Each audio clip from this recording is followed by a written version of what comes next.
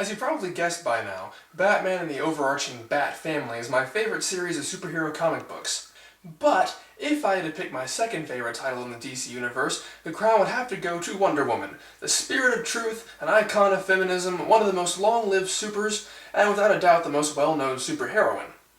But while I could probably spend the rest of my life reviewing just Batman films, Wonder Woman has been embarrassingly underrepresented in adaptations.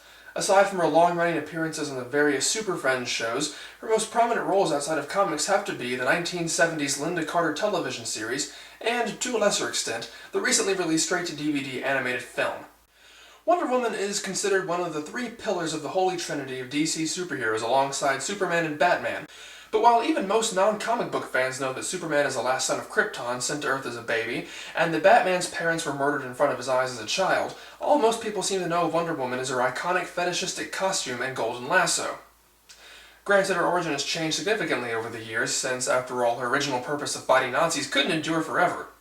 So since the 70s TV series and the 2009 film both contain variations on the Wonder Woman origin story, I thought it'd be fun to tackle them back to back.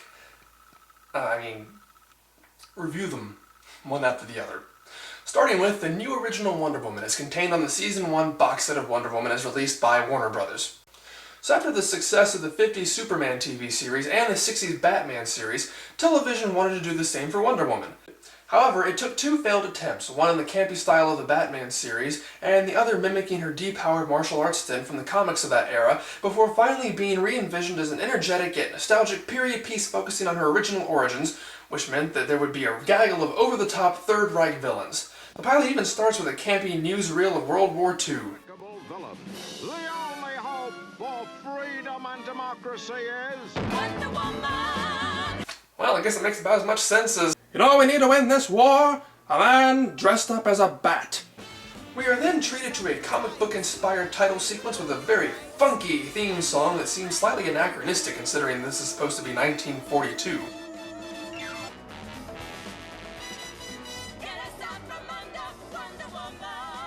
But why would anyone want to get out from under Wonder Woman? So, after we're introduced to the secret Nazi base, you'll soon realize that the pilot of Wonder Woman filled the roles of all the supporting cast with big-name stars. Our lead Nazi for this episode is Kenneth Mars, the future voice of King Triton from The Little Mermaid. And is it just me, or does his double-crossing aide look suspiciously like Harpo Marx? Well, Nazi King Triton sends out a pilot in a prototype plane to do some bombing in America, but Nazi Harpo Marx immediately gets word to the American War Department by means of carrier pigeon. So, it is decided that American war hero Major Steve Trevor, played by Lyle Wagner, should hop in a plane and shoot down the enemy pilots before he can accomplish his mission, but to do it in a mysterious location called the Devil's Triangle, where many ships had gone missing before, so as to make it look like an accident, and thus keep the Nazis from finding out about the informant. Oh, and in case you're wondering whether or not this show was above poking a bit of lighthearted fun at the overwhelming patriotism during this era, check out the identical portraits of President Roosevelt that keep cropping up everywhere. I mean, really, how many people do you know who keep portraits of the president in their houses? So, Steve encounters the Nazi pilot and, well, it's a 1970s television show, and budgets and special effects are a bit But, oh come on, the parachute effects in Batman and Robin look more convincing than this. Well, anyway, the Nazi pilot shoots Steve in the chest right before being devoured by sharks. But fortunately, the impact of the gunshot wound saves Steve from the same fate, instead downing him on a magical island where beautiful women in negligees run along the beaches. In actuality, they're the last of the incredibly strong warrior race of Amazons living in harmony away from man's world on their own Paradise Island. Steve is rescued by Princess Diana, who has never seen a man before and is therefore intrigued by him. She hurries him back to their civilization where he is placed under the care of the Doctor, played by Fanny Flagg. However, the Queen of the Amazons, played by Cloris Leachman, is less than thrilled by the prospect of a man infiltrating their secret island, especially around her impressionable daughter. So in order to lecture Diana on the wickedness of men, Queen Cloris unceremoniously dismisses Dr. Fanny. Be gone. Yes, Your Majesty. Yes, go back to match game. But Diana will not be deterred and requests to be Steve's nurse. She then visits him during treatment, having changed from her previous sheer negligee to a more silky nightgown. You know, to be a nurse. It is here that the Amazons learn from Steve the evils of the Nazis. Nazis a group of evil men out to rule the world. Kill anyone that doesn't agree with them. Like the United States of America. So Queen Chloris decides that an Amazon must return Steve to man's world and act as an ambassador of Paradise Island, and that lucky woman, now Diana, will be decided, not Diana, by an athletic competition. Not you, damn it! And so we see Amazons running in slow motion, and boulder lifting in slow motion, javelin throwing in slow motion, fanny flag in slow motion, and high jumping in slow motion. And when all the slow motion is over, two competitors are tied for first place, so the contest must therefore be decided by bullets and bracelets, where the two women must fire bullets at one another and deflect them with their bracelets. In slow motion. Finally, the contest is over, and the winner is presented with a golden belt that will allow her to retain her powers in man's world, and the golden lasso, which forces those bound in it to tell the truth. But the champion reveals that she is actually Diana, who disguised herself in order to compete. This act of deception from the later named Spirit of Truth earns her mother's approval, and she's given the Wonder Woman costume designed to show allegiance to the foreign land she's entering. Oh, and look, it's the original skirted Wonder Woman costume from her first appearances. The skirt can be discarded if it should prove cumbersome. Let's see how long it takes. Oh, it's already gone. Oh, it's beautiful, Mother. Wonder Woman flies Steve back to America in her invisible and poorly rendered plane and causes quite a stir by dropping him off at an army hospital. In fact, everyone seems quite thrilled to see this paradigm of femininity. And I do mean everybody. Continuing to wander around, Wonder Woman inadvertently stops a bank robbery. Oh, and look, her bullet deflecting now works through the mystical power of jump cuts instead of slow motion.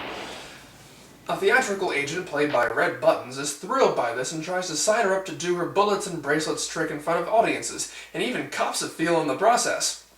Realizing she needs money to be able to survive in this world and keep an eye on Steve, she accepts. But unfortunately, it turns out that the American side also has a spy, Steve's secretary and girlfriend Marcia, who is not at all happy that this Wonder Woman saved Steve's life and brought him back. So, on the night of Wonder Woman's theatrical debut, Marcia has planted a little old lady to take her out. And Granny's packing heat. But of course, Wonder Woman is A-OK. But Nazi King Triton has resolved to complete the bombing mission himself, and Steve is likewise resolved in his attempt to stop it. Once Wonder Woman finds out, she decides to retire from show business. Red Buttons is less than pleased.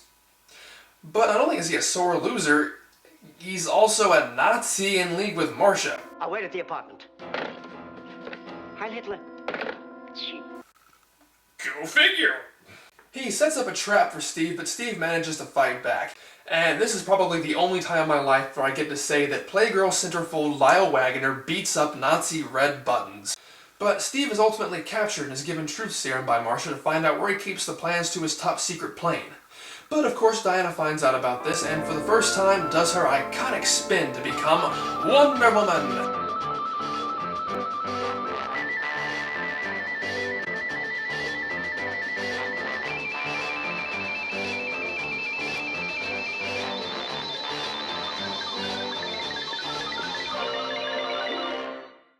She then races off to the War Department to catch Marcia in the act, which leads into a very comical judo cat fight between the two of them. No, not FDR! What did he ever do to you? I can't be comfortable. Probably should have thought that one through a bit more. So after that pathetic attempt at a fight, Wonder Woman finally manages to tie up Marcia and get her to admit the evil plan, but before she leaves to save the day, she has to impart a feminist message. And any civilization that does not recognize the female is doomed to destruction. Women are the wave of the future. So Wonder Woman parks her invisible plane on Nazi King Triton's plane.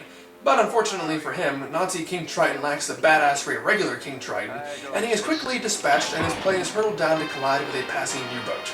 And finally Wonder Woman confronts Nazi Red Buttons and his goons to save Steve. And I just love how Nazi Red Buttons knows how futile it is to shoot at her, yet does it anyway. The bad guys are foiled and Wonder Woman saves Steve, and she takes some glee in revealing that Steve's girlfriend of 5 years is a Nazi spy who tried to kill him, but fortunately Steve doesn't take it too hard. Steve goes back to work to find that he has a new secretary, Yeoman First Class Diana Prince, who would bear an uncanny resemblance to Wonder Woman if only she wasn't so homely in those Glasses? Guys, she's got glasses and a ponytail. Damn, that's just whack. I mean, woof, right?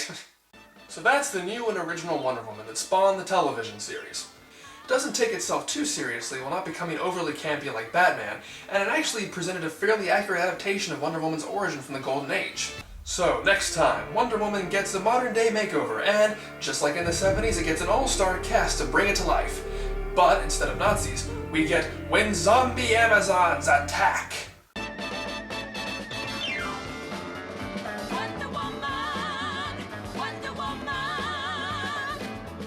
All the world is waiting for you.